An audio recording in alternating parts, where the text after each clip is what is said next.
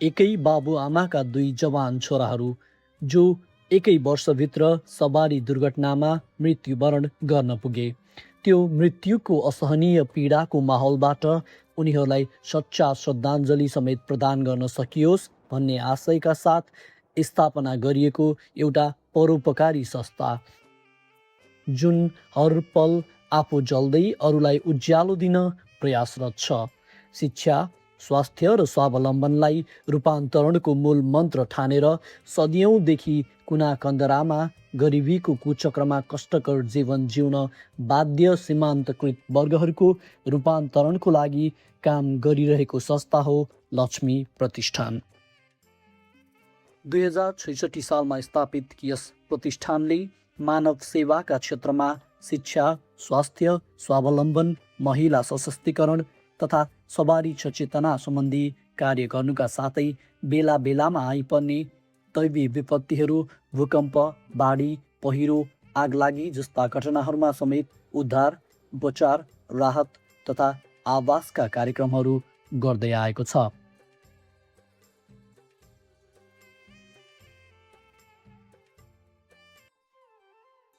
कुमार गौतम, जो पर्यटन व्यवसाय नै देश विकासको मुख्य आधार हो भन्ने सोचाइ राखेर आफ्नो व्यवसायलाई फैलाउँदै उच्च बिन्दुमा पुर्याउन सक्रिय थिए।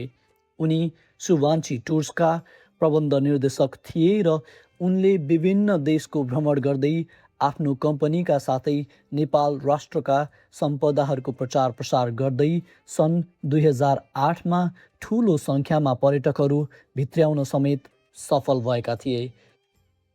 दुर्भाग्यवश सन् 2008को डिसेम्बर 27 दिन काठमाडौँ तिलगङ्गामा भएको मोटरसाइकल दुर्घटनामा परेर उनले 28 वर्षकै उमेरमा मृत्युवरण गर्न पुगे।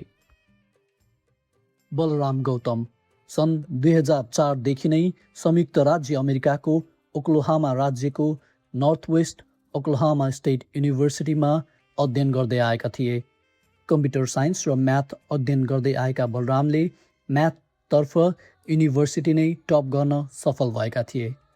स्नातक सकाएर वुडवर्ड रिजनल हस्पिटलमा आइटी सिस्टम एडमिनिस्ट्रेटर पोस्टमा कार्यरत बलराम दाजुको मृत्युको त्यो असहनीय पीडा कसरी कम गराउने भन्ने सोचले चिन्तित थिए। अन्त्यमा अमेरिकाको बसाई बिट मारेर आफ्नो परिवार हेरचाह गर्दै र दाजुले गर्दै आएको कारोबार समेत सम्हाल्न 2009 डिसेम्बरमा नेपाल आउने निधो गरेका उनी अक्टोबर 3का दिन मोरल्यान्डको सडकमा अप्रत्याशित देखिएको मृगलाई बचाउन खोज्दा केवल 26 वर्षकै उमेरमा कार दुर्घटनामा आफै अस्ताए।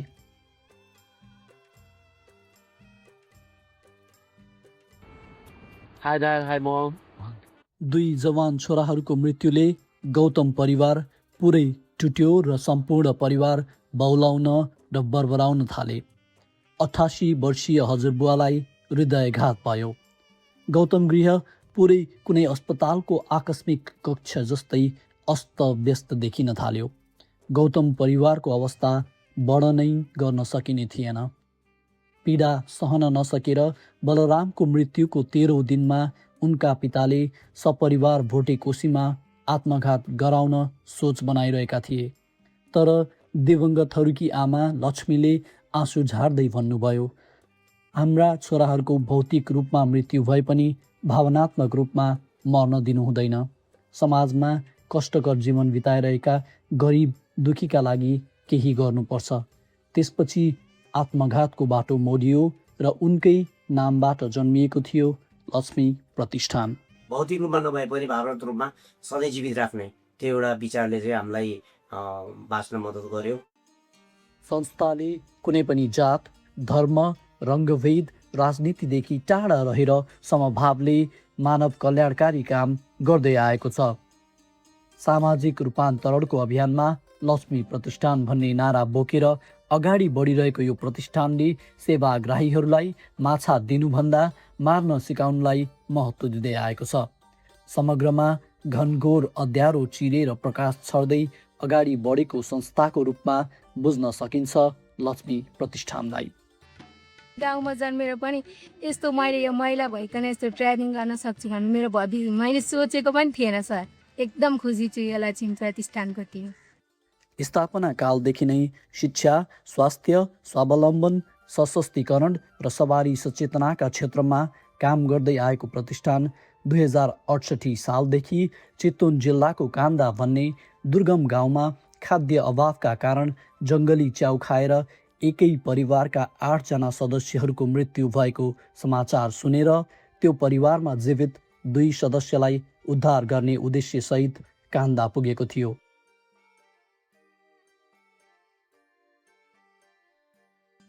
कान्दा नेपालको अति सुगम जिल्ला चितवनमा भए पनि अति विकट ठाउँमा पर्दछ। उक्त ठाउँमा हालसम्म पनि सडक तथा बत्ती आदि कुनै सुविधा पुगेको छैन र करिब 7-8 घन्टा उकालो बाटो हिँडेर मात्र पुग्न सकिन्छ। त्यहाँका बासिन्दाहरूको आर्थिक स्थिति कमजोर भएकै कारण आधा पेट खाएर अर्धनग्न रहनु सामान्य मानिन्छ। घरमा ओड्ने ओछ्याउने नहुँदा अगेनाको वरिपरि सुकेका पत्कर छरेर निदाउन बाध्य छन् उनीहरू। कान्दाको महासङ्कटलाई मध्यनजर गर्दै प्रतिष्ठानले खाद्यान्न, लत्ता कपडा, बालबालिकाहरूका लागि विद्यालय पोसाक, कम्बल आदि बाँड्न थाल्यो। बिस्तारै तरकारी तथा खाद्य बालीको लागि बिउ, बिजन र बिरुवा वितरण गर्न सुरु गर्यो।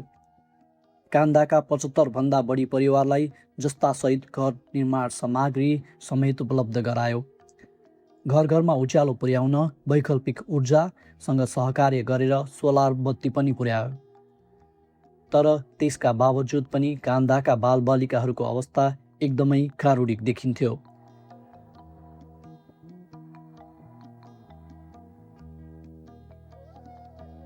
यस्ता दृश्यले हामीलाई अति नै विस्मृत बनायो। त्यो बेलासम्म बालबालिकाको अवस्था यति धेरै नाजुक थियो कि फाटेका झोलामा केही थान, च्यातिएका किताब र कापी बोकेर आधी सरो लुगामा नाङ्गो खुट्टाले घन्टौँसम्म जङ्गलको बाटो हिँडेर विद्यालय पुग्दथे। बालबालिकाहरू विद्यालयमा पढ्नको लागि भन्दा पनि दिउँसो खाजाको लागि बाँडिने सातो खाना पाइने आशामा जाने गर्दथे। हामी जति गरिरहेका थियौँ त्यतिले उनीहरूलाई केवल राहत मात्र पुग्ने गर्दथ्यो। हामी चाहन्थ्यौँ त्यहाँ दिगो समाधान पुगोस्। प्रतिष्ठानका सदस्यहरूका बीचमा दिगो समाधान के कसरी गर्न सकिन्छ भनेर गहन छलफल सुरु भयो। कान्दाको लागि भन्नुपर्दा त्यहाँ चाहिँ नि बाख्रा पालन, मौरी पालन, तरकारी खेती, फलफुल खेती एकदमै उपयोगी हुन्छ र त्यो त्यहाँको उचाइ, भौगोलिक बनावट, एउटा मनोरम ठाउँ, त्यसको कारणले चाहिँ नि भोलि त्यो ठाउँमा होमस्टे टुरिज्म पनि चलाउन सकिन्छ भन्ने लागेको छ र त्यसैबाट त्यो ठाउँलाई माथि उठाउने सम्भावना देखेका छौँ। छलफलबाट गाउँका सबै बालबालिकाहरूलाई शिक्षा प्रदान गर्दै माध्यमिक तहसम्म पुर्याएर उनीहरूलाई सिप प्रदान गरी आत्मनिर्भर बनाउन सकिने कार्यक्रमहरू अगाडि बढाउने र बालबालिकाहरूको सर्वाङ्गीण हितमा काम गर्ने निर्णय गर्दै उक्त गाउँमा नै बालबालिकाहरूका लागि घाँस, बाँस र कपासको सुविधा सहित भएको निःशुल्क छात्रावास निर्माण र सञ्चालन गर्ने निर्णय गर्यौँ। उक्त गाउँमा छात्रावास निर्माण गर्ने सोच बनाउनु र निर्माण गर्नुमा ठुलो अन्तर लाग्दथ्यो।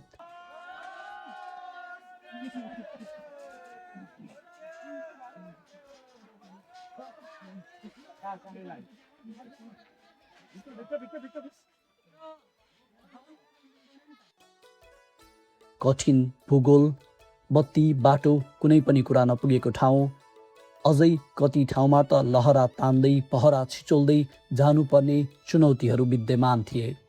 त्यहाँको भौगोलिक अवस्था मध्यनजर गर्ने हो भने हामीले सोचेको परियोजना साकार गर्नु लगभग असम्भव जस्तै लाग्दथ्यो। तर दृढ सङ्कल्प भएपछि कठिनभन्दा कठिन परियोजना पुरा गर्न सकिने रहेछ। 2071 मङ्सिर महिनामा छात्रावास निर्माण कार्य अगाडि बढाएर 2072 वैशाखको पहिलो दिनमै 14 ब्लक भएको सुन्दर छात्रावास निर्माण मात्र सकाएनौँ, करिब 100 जना बालबालिकाहरूलाई प्रवेश पनि गरायौँ।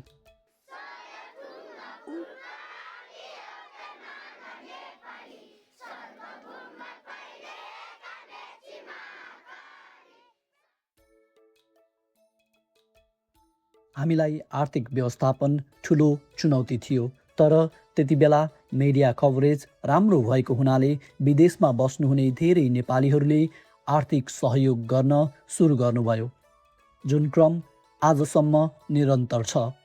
केही दिनमै सबै पक्षको सहकार्यमा असीम पीडा झेलिरहेका बालबालिकाहरूको जीवनमा उज्यालो किरण पर्न थाल्यो। छात्रावास निर्माण भएपछि बालबालिकाहरूको पठन पाठन स्थानीय कान्देश्वरी आधारभूत विद्यालयमा हुन थाल्यो।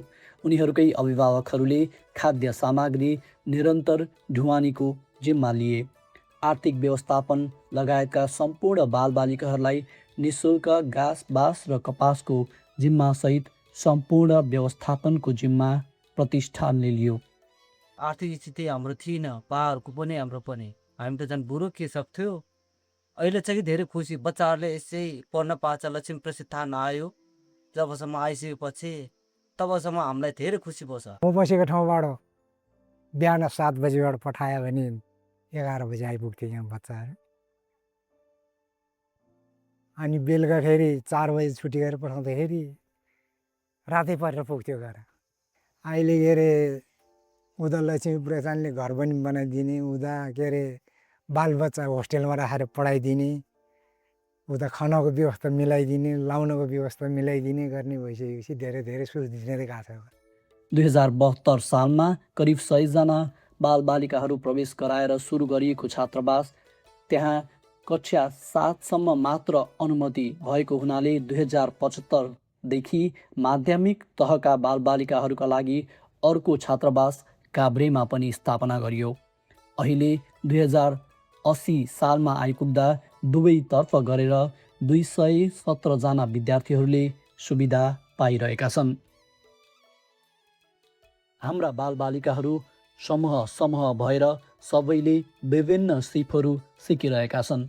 उनीहरूले खाना पकाउन, बेकरी बनाउन, कपाल काट्न, सिकर्मी, डकर्मी, पेन्टर, इलेक्ट्रिसियन लगायत कृषि तथा पशुपालन सबै सिप सिकिरहेका छन्।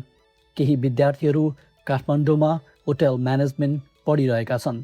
साथसाथै टेबल टेनिस, भलिबल, गीत सङ्गीत, नृत्य आदिमा पोख्त मात्र नभई विभिन्न विधामा राष्ट्रिय तथा अन्तर्राष्ट्रिय पदक समेत प्राप्त गरिसकेका छन्।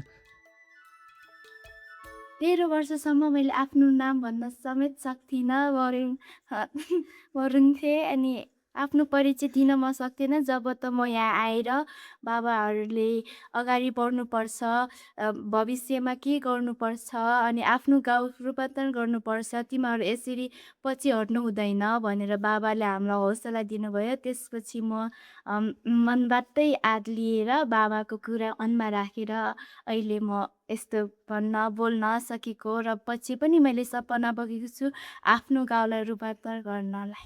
एकदम विकट ठाउँ, त्यस्तो अँध्यारो ठाउँमा प्रकाशको उज्यालो ज्योति छर्नु हुने यस लक्ष्मी प्रतिष्ठानलाई म लगायत मेरा सम्पूर्ण साथीहरूको तर्फबाट आभार व्यक्त गर्न चाहन्छु। एकदमै खुसी छौँ, आफ्नै छोरी ठानेर एकदमै माया गरेर यतिसम्म पालन पोषण गरेर हुर्काउनु भएको छ। एकदमै प्राउड लाग्छ यस कुरामा। धेरैको आँखा नपुगेको, पिछाडिएको र न्यूनतम मानवीय आवश्यकताको समेत पहुँच नभएको ठाउँमा अति नै दुःखको समयमा स्थापित अस्पी प्रतिष्ठान पुगेर उनीहरूलाई शिक्षा, सिप र कलाले निपुण बनाई गरिएको रूपान्तरण अतुलनीय हुने विश्वासका साथ काम गर्दै आएका छौँ।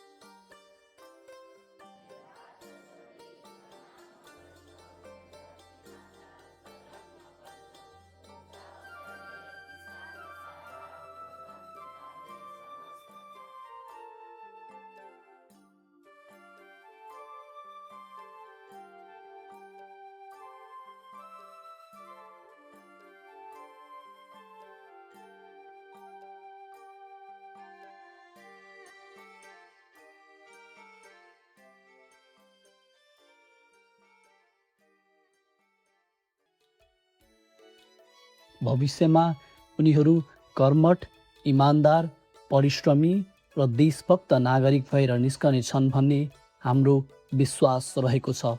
त्यो बेला उनीहरूको अनुहारमा छाउने खुसी, राष्ट्रले प्राप्त गर्ने उपलब्धि र उनीहरू स्वयंद्वारा गरिने आफ्नो गाउँ रूपान्तरण कार्य, लक्ष्मी प्रतिष्ठान र यसलाई सहयोग गर्दै माया दिँदै आउनुभएका मनकारी दाताहरूको कठोर परिश्रमको फल इतिहासमा दर्ज हुनेछ भन्ने विश्वास गर्दछौँ। सबैको जय होस्।